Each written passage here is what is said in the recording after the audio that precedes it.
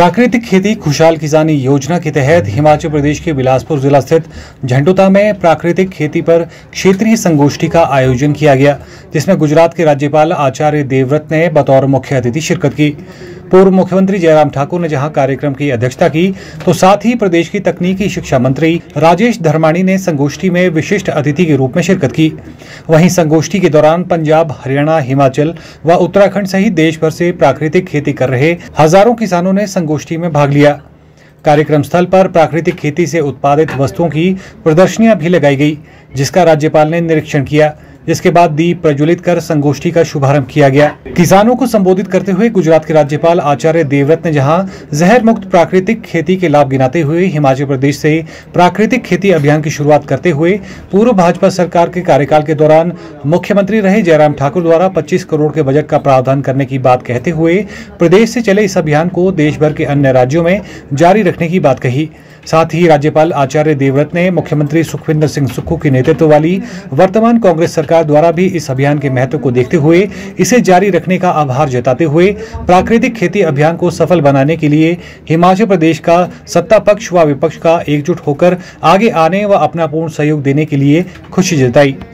2018 से हिमाचल प्रदेश में प्राकृतिक खेती का प्रारंभ हुआ था।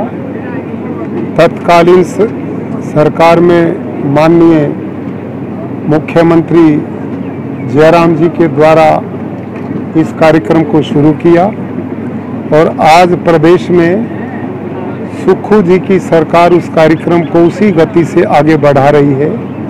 ये पूरे प्रदेश के लिए सौभाग्य की बात है। प्राकृतिक कृषि आज समय की बहुत बड़ी आवश्यकता है, क्योंकि इससे पर्यावरण भी बचेगा, जल भी बचेगा, किसान की आय भी बढ़ेगी, गौ माता का संरक्षण और पालन भी होगा, भारत का जो धन विदेश में जाता उससे भी बचत होगी और धरती माता भी बंजर होने से बचेगी। हमें खुशी है कि आज श्री जीतराम जी कटवाल साहब ने अपने विधानसभा क्षेत्र में बहुत बड़ा एक कार्यक्रम किया। साईं फाउंडेशन के सौजन्य से ये कार्यक्रम और भी प्रदेश में आगे बढ़े, ऐसी मैं अपेक्षा करता हूं, ताकि लोग स्वस्थ और निरोगता पूर्वक जीवन जी सकें। ये बहुत बड़ी मानवता के लिए एक कल्याणकारी योजना और कार्य है, जो प्रदेश सरकार इस समय इसको आगे बढ़ा रही है। इसके लिए प्रदेश सरकार को बधाई है और इन सब लोगों को जिन्होंने इस आयोजन को किया वो सब साधुवाद के पात्र। वहीं संबोधन में पूर्व मुख्यमंत्री जयराम ठाकुर ने कहा कि हिमाचल प्रदेश का राज्यपाल रहते हुए आचार्य देवव्रत द्वारा प्राकृतिक जीरो बजट खेती अभियान की शुरुआत की गई थी। आज वो गुजरात में भी जारी है।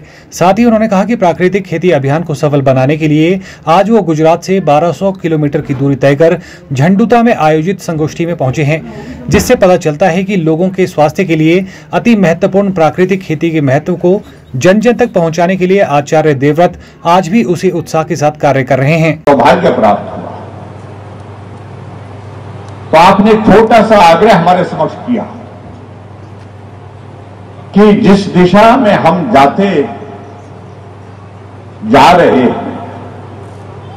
ये हमारे समाज के लिए बहुत बड़ा चिंता का विषय है कि हम हर रोज जहर खा रहे हैं, जहर पी रहे हैं।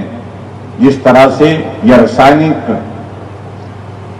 उपयोग जो है विशेष तौर से जो फसल के लिए बहुत ज्यादा हानिकारक हो रहा है, हमारे स्वास्थ्य के लिए हानिकारक हो रहा है, उस पर काम करने की आवश्यकता है।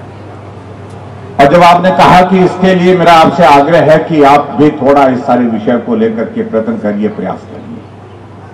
और मुझे इस बात की खुशी है जब आपने प्राकृतिक खेती का वो कॉन्सेप्ट हमारे समक्ष रखा, मुझे लगा कि कल नहीं, ये आज से ही शुरू होना चाहिए, आज नहीं अब से ही शुरू होना चाहिए। जितना हम इसमें विलंब करेंगे उतना हमारे समाज का नुकसान होगा, देश का नुकसान होगा, प्रकृति का नुकसान होगा। इसलिए मैंने अपने मुख्यमंत्री बनने के पश्चात एक शुरुआत की, पहले बजट में शुरुआत की कि प्राकृतिक खेती के को संरक्षण देने के लिए, प्रोत्साहन देने के लिए थोड़ा सा बजट, टोकन बजट का प्रावधान किया। 25 करोड़ रुपए का एक शुरुआत हुई और उस शुरुआत के साथ मैं इस बात को कह सकता हूं कि पूरे देश भर में आपने जिस प्रकार से एक वातावरण बनाया, हिमाचल प्रदेश में तो आपने शुरू किया ही किया, लेकिन गुजरात के साथ साथ में पूरे देश भर में आप आज प्राकृतिक खेती के उस अभियान को आगे बढ़ा रहे हैं। वहीं तकनीकी शिक्षा मंत्री राजेश धर्माणी ने कहा कि हर साल देश में रासायनिक उर्वरकों व कीटनाशकों का 2 लाख करोड़ रुपए का आयात किया जाता है और अगर देश का हर किसान प्राकृतिक खेती को अपना ले तो इस आयात की जरूरत नहीं पड़ेगी और ये धनराशि विकास कार्यों पर खर्च होगी और देश आगे बढ़ेगा।